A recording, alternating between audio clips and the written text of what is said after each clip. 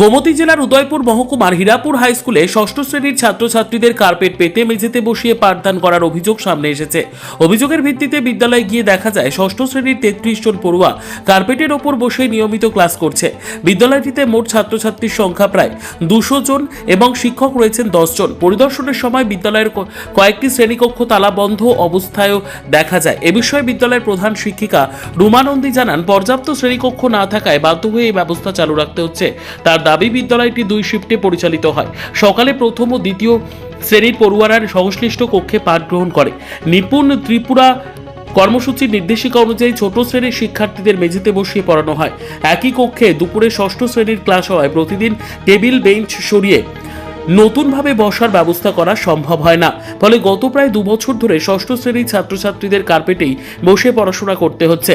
প্রধান শিক্ষিকার দাবি, অতিরিক্ত শ্রেণীকক্ষের জন্য একাধিকবার ঊর্ধ্বতন কর্তৃপক্ষকে জানানো হলেও এখনো পর্যন্ত কোনো ব্যবস্থা নেওয়া হয়নি। একই সঙ্গে তিনি মন্তব্য করেন, সাংবাদিকদের অনুমতি ছাড়া বিদ্যালয়ে প্রবেশ করা যায় না। তবে বিষয়টি নিয়ে ভিন্ন অবস্থান জানিয়েছে শিক্ষা দপ্তর। গোমতী জেলার শিক্ষা অধিকর্তা সুবীর মজুমদার জানান, সাংবাদিকদের বিদ্যালয়ে প্রবেশে নিষেধাজ্ঞা সংক্রান্ত কোনো নির্দেশ তার দপ্তর থেকে জারি করা হয়নি। ঘটনার কথা জানার পর তিনি অবিলম্বে প্রধান শিক্ষিকার সঙ্গে ফোনে কথা বলেন এবং মঙ্গলবার থেকেই ষষ্ঠ শ্রেণীর ছাত্রছাত্রীদের জন্য পৃথক শ্রেণীকক্ষে পাঠদানের ব্যবস্থা করার নির্দেশ দেন। হ্যাঁ, কোন ক্লাসে পড়ো? নিচে বয়সীরা কতদিন ধরে পড়াশোনা করো? হ্যাঁ, 1-2 মাস। অসুবিধা হয় না? তোমরা